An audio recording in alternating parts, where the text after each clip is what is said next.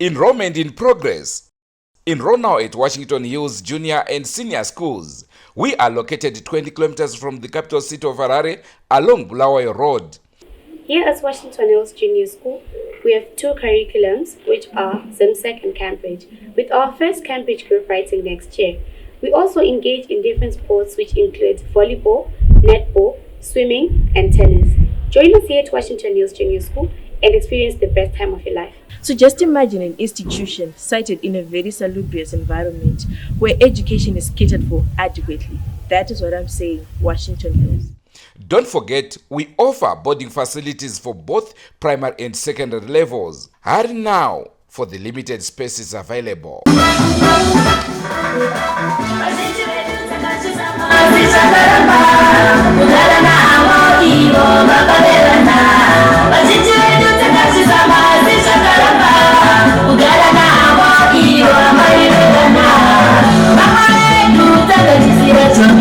Tinokukwazisa iyi muri yeZimbabwe nhasi irari mwezuva tiri kusangana muchirongwa another level.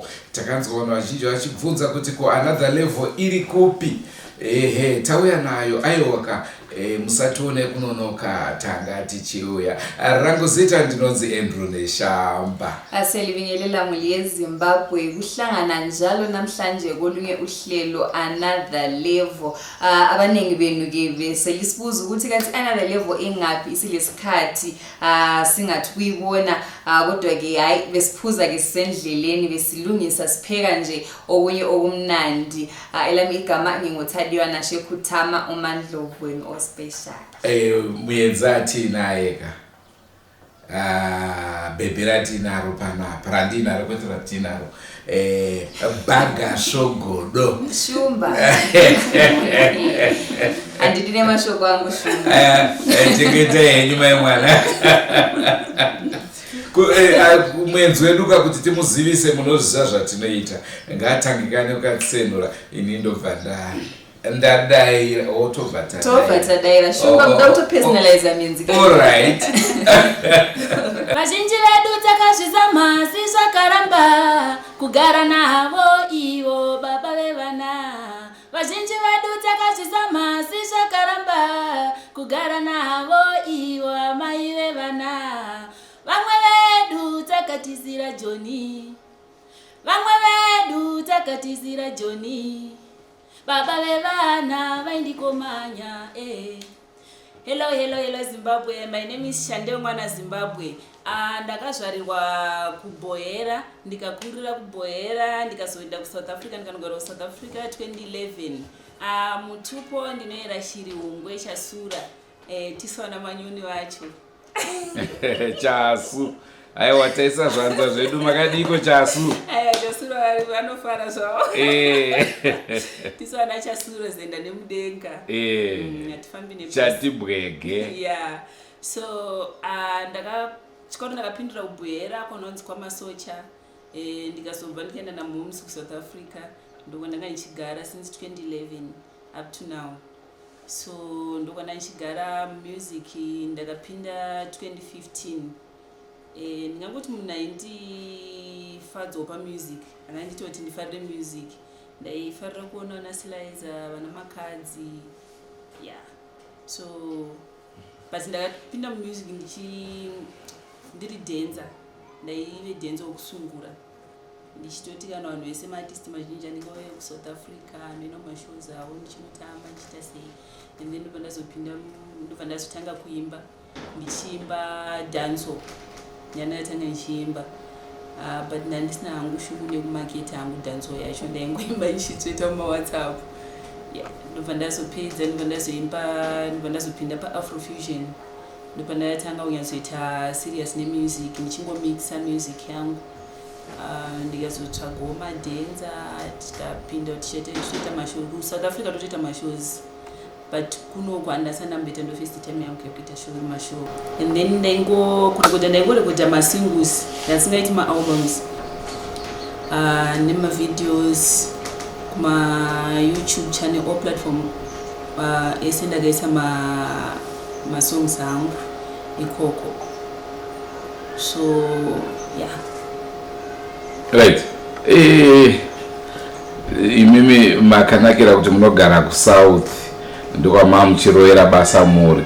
Imbotudzewo zvakanyatsomira sei kunze uko. Attendance yemashows yakamira sei, support yemafans yakamira sei, kunogarika here? Yeah, kuSouth Africa kunogarika kana uchingomaindawo business rako wega. But ukanga uchitawo zvakawanda ya kunogona kutadza kugarika. Then kumashows unotoita mashows, anoita mashows, mafans ariko, ukagona kumaketa mashows ako in time. So unotoita mashows ako uchitoenda everywhere. But sometimes unogona kungozvicreatira wega mashows because mapromoters kuSouth Africa mashoma plus mapromoters kuSouth Africa anofarira maartist anobva kuno Zimbabwe achienda kuSouth Africa. So sometimes unoto create mashows ako wega, and then unozodedzwa nemapromoters unozoenda, but mashoma unodedzwa nemapromoters. Unototsvaga unongotori namanager anenge achikutsvagirawo mashows ega kumatauni arimwe munenge kine mulocal muSouth Africa. Saka pamunoita mashows enyu number hombe tingati ndeyemazimba here kana kuti zvezvakangosangana nemaSouth Africans? Kazhinji tinotsvaga nzvimbo ine mazimba akaiwandisa because maSouth Africans sometimes haanyanyoteereri masongs edu anenge asingazivi meaning yemasongs acho, saka mashoma anouya, but tinototsvaga like matavheni anenge aine emazimbas panowanzoungana mazimba ndopatinoenda. Because maSouth African akashoma kuuya kumashows emaZimbabwe, but maZimbabwe anowanzoenda kumashows emaSouth African because anenge anoteerera zvese. Vanoaziva. Okay. Saka pari zvino maane maalbums akawanda sei? Ndingangoti ndine one album, mamwe yese since 2015 ndaingoimba masingles. So ndine one randakabudisa zvine takazvisama zvino ndo album rangu rekutanga. Mamwe yese masingles ndaingoimba masingles. Akawanda semasingles amaita? I think I took my 20 something. Okay. Yeah. Ko tinoona maartists mazhinji anoita macollaborations, but mambozviitawo here? Ndinoita macollab. Like ndine imwe collab isati yatobuda yandakaita naKausha Love andakaita naDr. Tawanda paalbum takazvisama, naMakingwazi ndakaita but isati yabuda. Yeah. Zvakaoma sei semunhukadzi kunge uchishanda makolabo nevanhurume? Vapedzisira vada kukutinya here?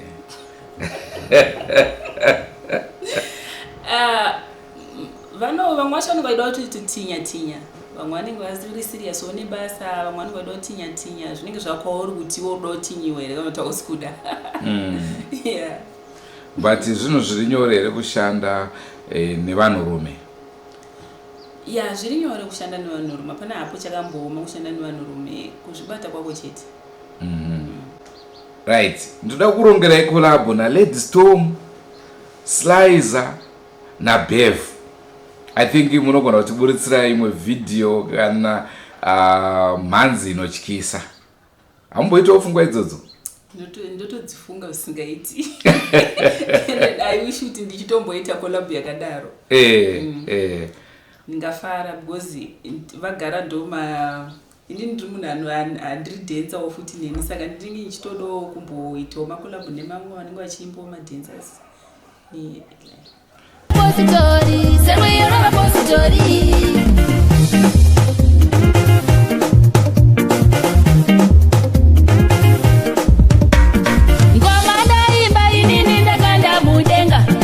Tichitarisa nyaya yekudhensa, mati makatanga zvarini?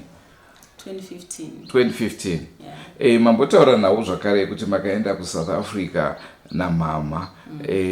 Baba varipi? Vakashaika. Yeah. Saka mama vanga vasingakutsikiri chepakati here? Tinozoti kana uri mwana asikana kana wada kuita zvemumhanzi kazhinji kacho vabereki vanotsika-tsika. Okay, like inini pane pamwe pandandasiya futi mumborondedzera. Like ndiri kuno indazvarwa mupostori kwamarangi. posted kwamarange kutosungwa musuye ndo ndakazvarirwa ndikakurira ikoko ndobva ndazoenda kuSouth Africa but anobuda muchechi. So mama wangu like zvekutotamba izvi nekuimba vanga zvazvisitori mavari avanga vasingatozvizivi. So inini ndakazoti iwo takaenda ndichibva kunoti anogara kuBloemfontein Free State. Saka inini ndobva ndazovasiyawo Free State ndobva ndaenda kunogara kuMpumalanga. Anogara muMpumalanga ndobva ndadzoka muJoburg ndipo ndakatanga kuita zvekutamba nemusic but ndanambobvira ndakavaudza ndaitohaidha. Even chero mastatus angu vaisaona kupinda kuti ndikamboona hama yangu inenge yatoya kusaidi kana kuti kusocial media yangu yese ndoblock. Ndichivabloka ndichibloka but zvinezvi vaizongoita zvokungonzwa nevanhu mwana wenyu ari kudai so saka vobva vambopopota vaipopota ndichitombotukwa vachichema vachiita sei saka ndaisatombozviteedzera handiti zvinhu zvandaingofarira ndaisazviteedzera saka ezvinezvi pandakazoburitsa ndingoti this year ndopa kwasitanga kutozozvigashira akutoti alright tavakutoona kuti ndozvaunofarira takutokusapotawo chichi wakatanga kutozvifarirawo ipapo. Alright. Saka tingati zvinezvi vakutapirwa nazvo ivo vachiri kuenda here kuchechi yacho? Havachaindi hakuna achaenda kufemiri wacho kwese hakuna achaenda vese vanhu. Okay. Vakafinwa nayo chechi? Vanenge vakafinwa nekusurwa musvuvo. Imi munoenda kuchechi here? Zvezvo handisi kuenda zvangu ndinganyebe. Munotenda matsandiri mumba. Oh, okay. Right. Mataura imimi pamusoro pekuti makambotanga muri dance uyezve kuti munotomboenda ku maenda mashows muchirova. Ndobva mazotanga chenyu chikwata ndizvo? Yeah.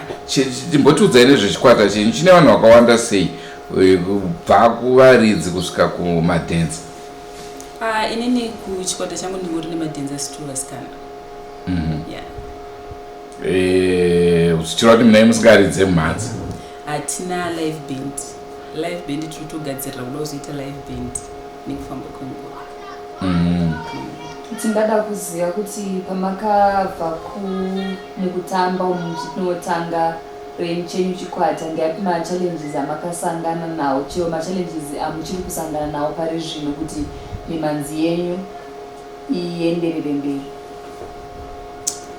Ndingoti kubva pandakatanga changu like zvotomborema especially sometimes kana usina masponsors uchitanga kuita rako band obviously maningikini vanhu vanongoshanda navo nachitoda kubhadhara hapana pavanouya kuda kuzoita mahara kana kuti vari kumaketa mazita vanongoti ivo vauya kudi kudhenza so unotombopinda panguva yakaoma yekuti sometimes unotomboenda kana mumashows kana uri one kana kuti mamwe mashows omboenda nawo mamwe macho ombozorega kusvika tazowanawo masponsor akatisponsor ekuti zvinezvi takukwanisa kuitawo mashows ndisingachatamburiwo kuti ndovabhadhara sei and stuff.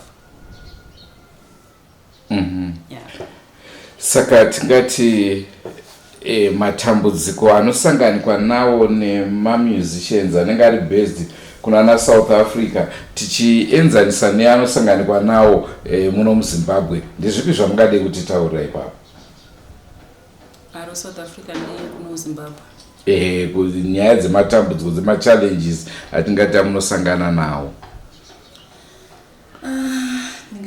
Nekuti munomu tinonzwa vanhu vachiti music yedu inobhenwa inonzi chipiracy zvakawanda dambudziko iro riko here kuSouth? Inini hamwe dzandasangana naro South Africa zvangu repiracy ndasangana naro. Saka tingati isusu vanofarira music yenyu vatapirwa vanga vasingakuzivei vachida kuona mafull videos because apa tanguva isira mbichana vanenge vachida kunyatsoona music yenyu vaneiwana papi? Ndingangoti vanoenda kuma all platforms. Yes. YouTube muriko? Ku YouTube Shantel Mwana Zimbabwe, ku Facebook Shantel Mwana Zimbabwe, and then TikTok Shantel Mwana Zimbabwe, ukaenda ku Spotify unoona Shantel Mwana Zimbabwe Chunko. Yeah. Ndaona maseka pa TikTok hapo asi munombo.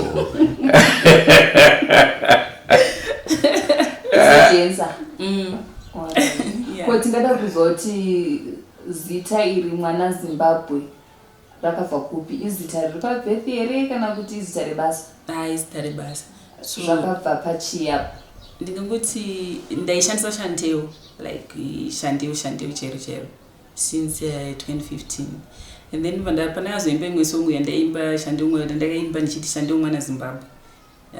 Saka vanhu vakabva vangoti tanga kuti Shantel Mwana Zimbabwe kwese kwandaenda even chero basa kwandaishanda ndiri South Africa vanhu vakatongoti Shantel Mwana Zimbabwe ndipo ndakabva ndangotochinjawo ndibva ndatotoishi Shantel Mwana Zimbabwe kuzwa ndo vanhu vanga kutoziva. Okay. Panguva ino toda kuti mumbotiroera kamwe kambo zvakare. Ndikafunga kurwadziswa kwatinoita mumabasa, moyo wangu unoparara. Ndikafunga kurwadziswa kwatinoita mumabasa, moyo wangu unoparara. Marwadziswa nefuti mumabasa. Mudzimundiringe nekuti masango mari. Ndikafunga kurwadziswa kwatinoita mumabasa, moyo wangu unoparara. Ndikafunga kurwadziswa kwatinoita. Okay, mabasa umanditi like kumabasa angu ndakatonyatsoimbawo nezvaitika mumabasa kwedu. Basa kwangu andaitoshanda. Muri kuyaito mbichana. Like kubasa kwandaishanda mona nditi like taishanda like i-company nditi. So unongona like company inge yazara tataka na maZimbabwean nemaSouth African. But manje unotoona kuti pamunenge muchishanda paya vamwe vanenge vachiseka nemi vachipedza voenda kuvarungu unotaura azodai so nezvimwe zvaunenge usina kuita. Saka ndabva backbiting. Yes. Saka ndabva ndaimba kasongo yayo. Ndikafunga kurwadziswa kwatinoita mumabasa, moyo wangu unoparara. Ndibva ndakaimba ndichiti zvoni ndikati vamwe vedu vanoita dzvene kuvarungu. Kari paalbum futi takazvisama. Daituko ari pakuimba nyarara kuchema heriya Mwari anewe. Teta utonyararidzwa. Saka tikati profession yako yezvemimhanzi unezuva here rinoti iri handimbofe ndakarikanganwa chinge chichakaitika wanga uri kupi? Pamusic. Ndingangoti zvadoti singakanganwa like ndingangotaura zvekungoti this year like paalbum yangu iyoyi. Ndasingatombofungira kuti ndingaite album because of ndandisina mari dzakakwana dzekuti ndingaite maalbum nini. But zvinhu zvese ndingangoti zvakangoungana like ndangoita kuti pane kuti unongochibvunza kuti imovie kana kuti chii. Saka ndingangoti makumbe pako ya South Africa. Ndobva atoti Shantel ndiri kuno South Africa usida kurekodha here chichichi. Ndobva ndati inini handina mari. Ndobva ati alright chiyo usanorekodha uchididididi. Ndobva ndakaita kuna makumbe ndisingafungi kuti ndichaita album. Ndakanoimba song yangu takazvizama. And then ndaita song takazvizama ndatoita kavideo kaklipi kake ungomaketesa song kudai. Ndobva ndaisa paTikTok, kuFacebook. Ndakutoona ndoita machallenge kuTikTok, kupi, kuFacebook. Then ndakutofonerwa navanhu vatotoisa mamessage kuDM yangu yekuTikTok. Chichi toda kutokubatsira chichi. Saka ndambofunga kuti vanhu vajera vangonyora zina ndibasarisa kupage kwangu. Ndobva ndatoti mbva ndamboti regedza alright regedza ndipindure munhu ndibozama ndimupindure ndizoti adoda kutaura zvesirious because vamwe vanoti toda kukubatsira nditi. And then ati toda kukubatsira kudaro akutochinja akutoti ndoda kudanana newe ndoti ndikubatsire. Saka inini paakati ndoda kukubatsira haagari kuno kuAfrica anogara kunzoko. Ndobva ati ndoda kukubatsira ndaona kuti music yake uri kugona kuimba. Saka song wakaire kudya kupinda kuti ndakakodona makombe muZimbabwe. Yes. Ndobva ati alright saka ndoda kukubatsira like zvangoita sefani. Ndobva ati alright chindonorekodha mamwe 2 kuna makumbe. And then mamwe acho ndizokudedzerani Dr. Tawanda vanogara kuBotswana. Ndobva vadedza Dr. Tawanda ndobva kutoya South Africa ndatorekodha. Zvangoita fast like ndatozvudza ndingati kuchichi runyatsoitika ndini kana ndakavatauro ndiri kurota kana ndatorekodha album yangu. Ndingati 2023 ndingoti ndo gore randisingatokanganwa, ndo zuva randisingakangana. Ko pawakaboekana Stereki ndepa pandakaboekana apa ndakaboekana pakawanda. chuza pawanda. Pandakaboekana ndikangoti ngati papi right ngangoti pandakaboekana pane vamwe like vanototi vanopromota vana ndi vari South Africa apa vatotaura nini zvakanaka shandinotoda kupromota chichi music yake yakanaka vapedza ndinoti ndawana promota paya vapedza iva kutotaura zvokuti but ndoda kutokuroora ndoda kutogara newe ndikati inini zvama kutotaura zvisiri zvekubatsira munhu promote yange yapromotion vauda kutopromota kwese kwese so ndingangoti ndo zvakangondibhowa izvo ndinofanira kutorega kutaura navo ndikati mamusiri kutaura navo imi yeah. Kana wotanga mururu nemuridzo, kana wotanga mururu nemuridzo, akandibasa, akandibasa, akandibasa, akandibasa. Mandofu Shumba mamuona sei Mwana Zimbabwe? Mwana Zimbabwe aiwanda kutsikana Shumba ndatoenda lessons ekutamba mamuona sei? Anorowa saka mukanzwa ndichimupreza musarwadziwe. aiwa zveshumba aiwa azvinzwaro iye achadzisa inini mimi kana makupreza mozopreza inini muchapreza zvese kawani mungozopreza inini akoza handizofari nazvo manje.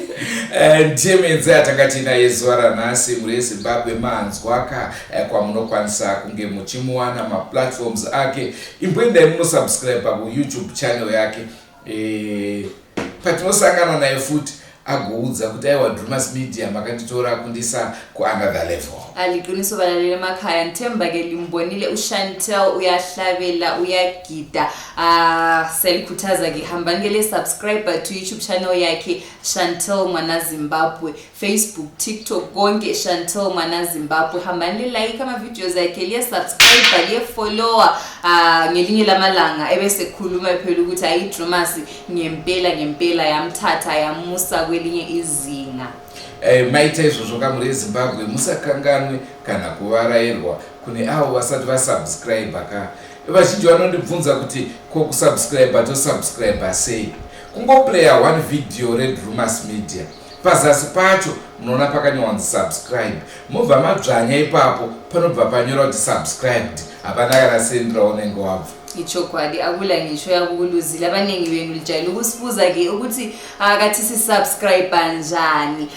Uyahamba-ke ku-YouTube yakho uthi Drewmas Media uthathe nje ivideo eyodwa uyibukele phansi kwakhona kube kubhaliwe ukuthi subscribe kulo kuyibheke kube kuseceleni uyahamba ke wehlaba khwaphana bese kubhala ukuthi subscribed. Akula mali ephumayo akula nto iluzayo yikuhlaba nje kuphela uyabusuqedile. Njengansuku zonke siyakhuthaza-ke ukubana li-subscribe ku-Drewmas Media. Drewmas Media taking you to another level. Andrew Neshamba Tadiwa Nashe Kutama nemenzi wedu Shantel Mwana Zimbabwe. Aiwa ngatisaka limo nezvimwe zvirongwa lisale. Goodbye my friends, goodbye my friends,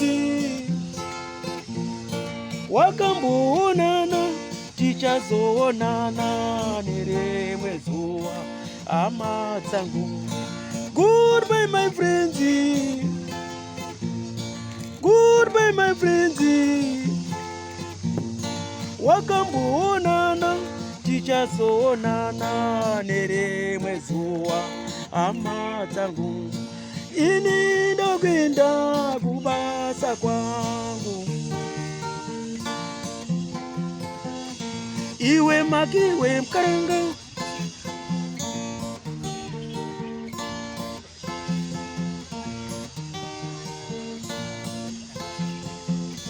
iwe makiwe mkaranga, iwe makiwe mkaranga.